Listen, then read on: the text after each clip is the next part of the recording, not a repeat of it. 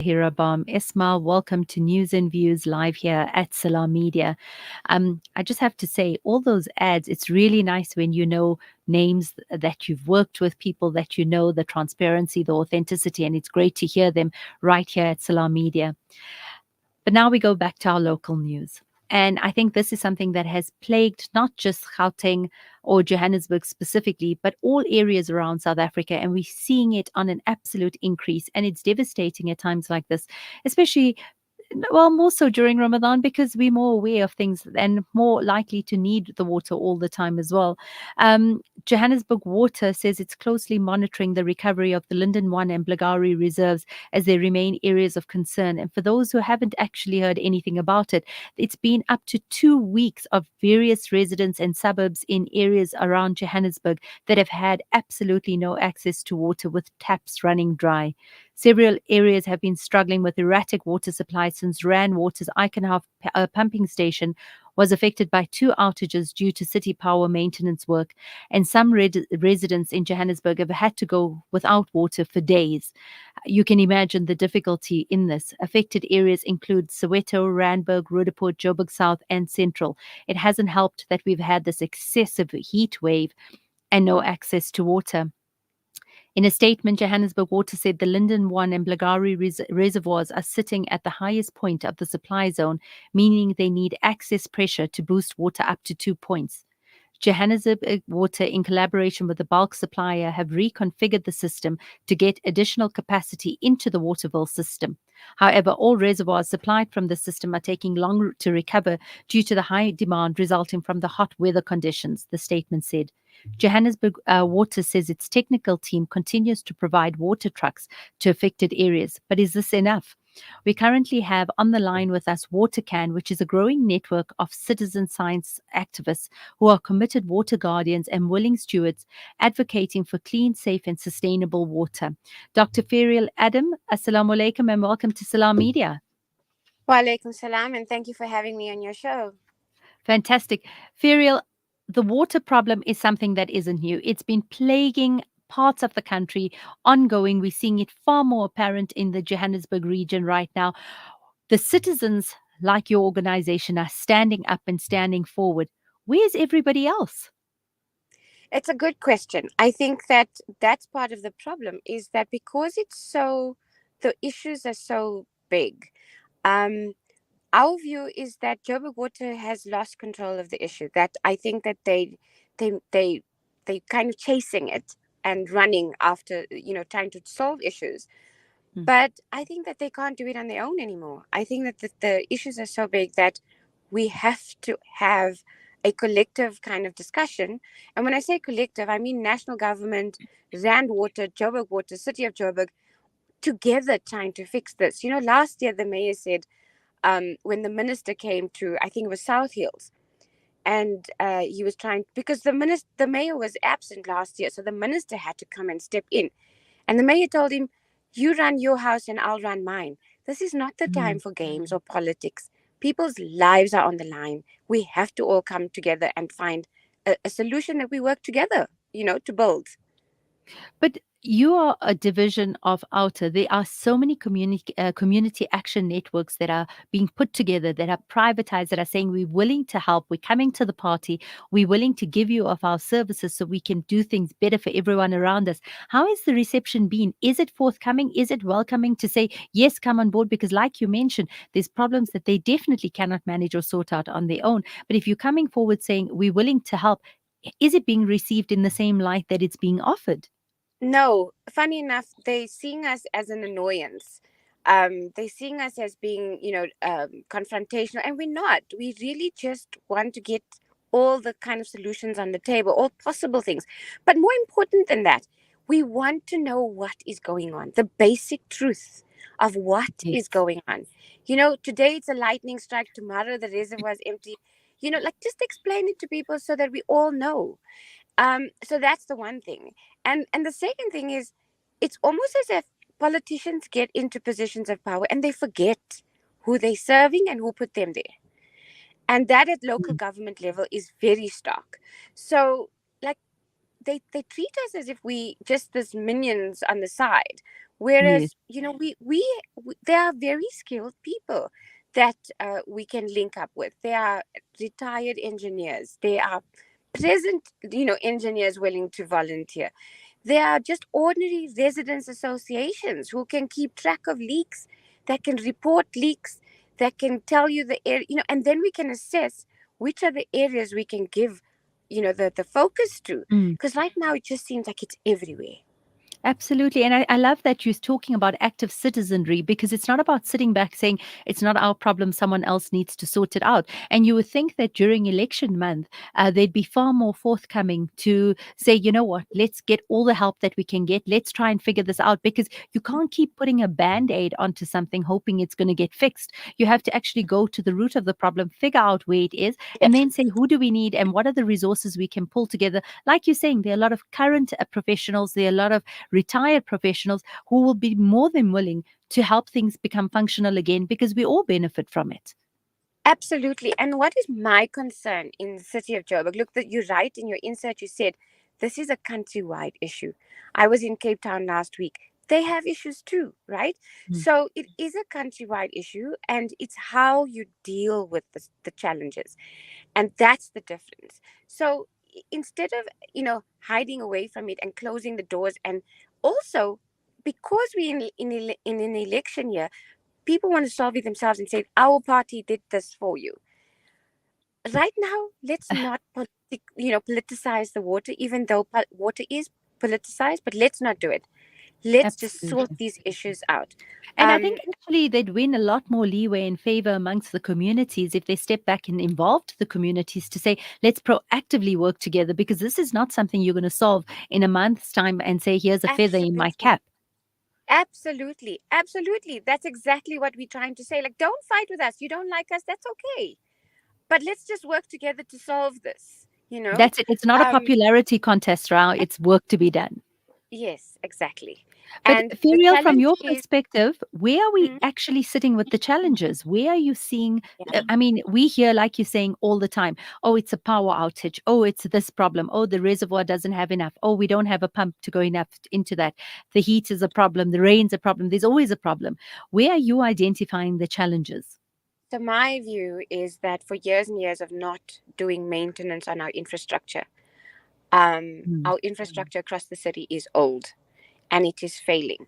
But it's also failing because they have not done proper maintenance. So now they have a backlog of issues to deal with. I mm, don't think they have enough people. I don't think they have enough time to actually deal with all of these issues. So that is the challenge. I think, as they may also be, for me, there may also be possible lack of skills, mm, because a lightning does strike things, and that's mm, what happened. But the fact that it's taken 2 weeks for them to fix that, why do we not have at one of our biggest pump stations all those protections? Joburg has always had bad thunderstorms. So you need to have the absolutely. protections from thunderstorms. You need to have this backup power supply somehow. They're saying it's too big to have backup power supply, but maybe even some of it. Mm, Um, and it's understandable. Look, I understand that in the instances where they're saying that when we do have these cut-offs and the reservoirs then get emptied because people still use, I understand that. And it's not like electricity where you put on the switch and you've got mm, power. It's much harder because when you do start working, when you do get the pumps working again, it takes a while to fill up mm, the reservoirs, right? But the challenge is that, and we know that, but the challenge is, it's more than that I think is the challenge, is the problem, mm, is how do we deal with water in the city of Joburg as an urgent issue? um how do we make this a like a focus area, so that we try and say, okay, in the next 2 years or so, we can, or 3 years. 3 years is hopeful. mm. 5 years is a good, we can do it in Yes, 5 years. Let's put all our efforts to fixing this, because without water, you don't have schooling, you don't have yes. hospitals functioning properly, you don't have clinics. It affects education, health, businesses, everything. So let's just do that for 5 years. Let's try and fix it. Um, but there isn't that foresight. And that's my Mm. worry. That's my worry. It's like trying to fix things for today. It's not going to help. Yes, I think it's almost a thing of whoever comes in next can it can be their problem and not ours. Not realizing actually the impact is on every single citizen living here. I understand also we've got illegal settlements, we've got illegal connections that does impact and affect our power and our water. But my question to you also is: this is a basic necessity. This is basics that we've been talking about. You mentioned schools now, and we often see schools canceling extramurals or something happening because there's no water. They cannot use the toilets at school. And these are kids Right. who are at school all day. Yeah. We're paying taxes, we're paying rates. Where's all of this going if it's not being overseen or directed? Are we needing to form more active citizen groups Yes. to oversee where our funds are being utilized if we're Yes. not even getting our basics seen to? I think that's a very, very good point. I think that that's what we're trying to say is that let's monitor how our money is being spent and where it's being spent. So, for example, in basically across the country, your electricity and your water is your form of income for a municipality. Mm. That's their revenue. Joburg Water collects about 12 billion rand. That money is then taken by City of Joburg, and right, you understand it needs to go for roads, although our Hmm. roads are not in good I'm not condition. sure. That's questionable also with the amount of potholes these days. But it goes into the different, like health. It goes into the clinics, all of Yeah. those parks, everything, and it's given, and Joburg Water is then allocated 1 billion. Mm. They need 2 billion for to keep things moving properly. They need 2 billion, and we're saying give them that 2 billion. Mm. Let's try and fix this sector so that it can fix everything else. The other challenge we have, and we must actually look at this, and residents must be mindful of this, is that the city of Joburg is in a mess. The Mm. council's in a mess. We've changed how many mayors over a short period of time. Mm. And we keep changing it depending on the politics. And I think that kind of uncertainty, that kind of constant changes doesn't help for people on the ground trying to do their work. And it does impact. So we need, Absolutely. yeah. So we need to call for basically one, increase the budget to Joburg Water, make it a focus area for the next coming years, and then we want a stable government that is mature enough, whether you're a coalition or not. I don't care which party is in power or which parties get into a coalition together. It must be a working coalition and it must be a mature coalition. We lack mature politicians in at local government level. And I think the word you said right now, working coalition, you need to realize you're not there to fill your pockets. You're there to work for the citizens of this country. That's why you're being put into places of power. And I think people keep missing that, seeing this power as being all that they need to do whatever they need without understanding that it's actually working that you have to actually do. Absolutely. And we need to keep, as citizens, we need to keep reminding them that they work for us, that With they your active represent us. Absolutely. But with your active citizenry group, and we're seeing so many more coming up, do you think this is the way forward for South Africans? That we can't just say, I pay my rates and taxes and I trust that my government or my officials and my councillors or my mayors and whoever's there is going to do more than just send me an SMS to say, no electricity, not sure when it's coming back, no water, not sure when you're going to get water back. Hopefully, there'll be a tank at the park in 2 hours' time to look after everyone. Do you think we have to actually mobilize more active citizens to be Yes. able to get what's basically supposed to be given to us? Yes, I think so. I think that the democracy must always be more than just putting your tick or your cross on a voting ballot. Democracy is about having actual say in your life and how it is run. So there has to be a co-governance approach.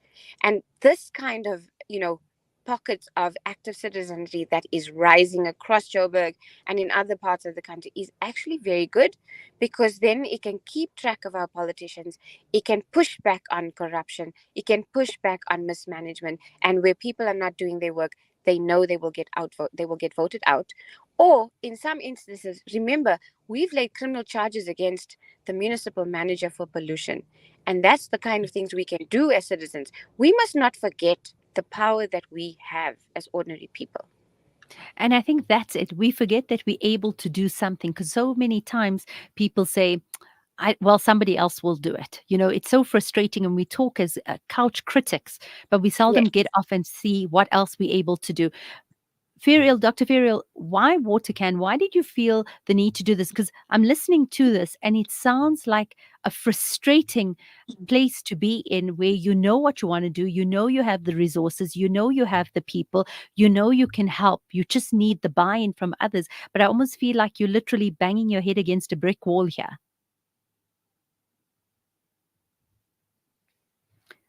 Dr. Ferial, do we have you on the line? I think we may have lost her temporarily. And while we get it back, we'll just continue chatting about that. I know that for many of us, the water issues are consistent. And like I said at the beginning, it's not just in Johannesburg. Whether you're in Cape Town, in Durban, whether you are in PE, the water issues are consistently a problem. And we have to think about it, not everybody, and actually, no one can consistently go to the shops all the time and continue buying bottled water. We need it for our gardens. We need it for bathing. You need it for drinking. You need it for cooking. You need water all the time. And now in Ramadan, with everyone needing a water for wudu, you need it all the time. There isn't a single time that we're not going to be able to use it. It's a basic need, a basic necessity. And people shouldn't have to be worried about, my taps are dry. How do I need to fill it? Dr. Ferial, do we have you back online? Can you hear me okay? Let me just make sure we can hear you clearly. Dr. Ferial, are you there? I am. Can you hear me?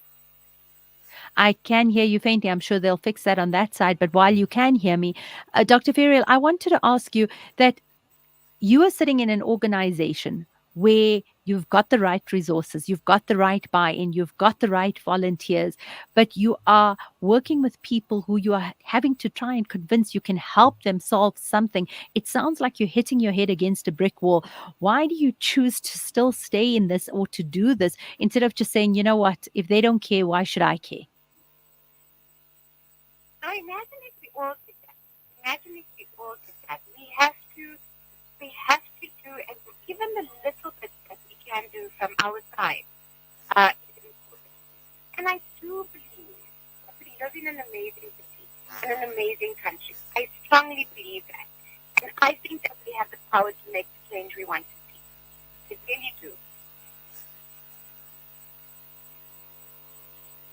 Back again down to taking responsibility for our lives and everything around us, and understanding that we have to do more for people around us. Dr. Ferial, I know that you mentioned earlier that there are meetings. How do people get involved? If there are people in various areas who are as frustrated, who are not getting water in their communities, or are not getting answers from their counselors, from people who are actually supposed to be doing the work, because the counselors are saying they don't even have answers, they're only giving you what they receive. How do they take the step forward in terms of where do they go from here? How do they get involved? How do they find out more information from you to be able to get water back into their taps again? So I think there are a few things that people can do. People must not stop reporting. I think there are some people who are saying, well, why must we report? They're not fixing it. No. Keep reporting. We need that data to keep, to say people are reporting the leaks. We have a map that I can also share the link where we say people to plot the leaks and to let us know if it's fixed. We can get a picture of what's going on in Johannesburg. We're also having a civil society meeting on Friday. It's online. Anyone is welcome. To say, okay, there's these pockets of protest. We need to get united. We need to bring all these groups together to actually let local government know, City of Joburg and Joburg Water know that the entire Joburg is fed up with this and that we have to do something. So we're trying to build this stronger voice. If you're a lone voice, no one listens to you. But when you all come together and saying the same thing, that's when we're going to get like a wake up call. So that's the other thing. We will continue to demand that the budget be increased. We will continue to monitor. But I think people can say though, we don't have to I know some people won't want to join protests, etc. But there are smaller things we can do. We can create the awareness. We also, I was talking about saving and conserving water in a presentation. And someone said to me, why must we bother when government is losing so much, when local government doesn't fix the leaks? That is not the right approach. I think that we need to respect water ourselves. And when you start respecting and have changing our relationship with water, then we will see how important it is to make sure that our government works, and we will do something about it. Absolutely. And I think you tying in with exactly what we spoke about from the beginning of the show of this level of consciousness in everything that we do and everything that we have, and to be able to be grateful for the blessings we have. And something as simple as water is a huge blessing. And we only realize this when it's not running freely and we don't have access to it. But what we want for ourselves, we should definitely want for everyone else around us as well. So thank you, Dr. Ferial. I'm sure you'll be sending us the information on those meetings and that as well. We will be posting up those details. You can get in touch with Dr. Ferial Adams' team from Watercan that will give you more information as to how you can actively be a part of this so that we can make sure it gets fixed. We can make sure that we do something. And you know what? Don't think of 3 years to 5 years being a long time away. It's not going to get fixed overnight, but 3 to 5 years are going to pass anyway. And at the end of 3 to 5 years, we just don't want to be in the same situation that we're in now. Dr. Ferial Adam, executive member of Watercan, thank you so much for joining us on air.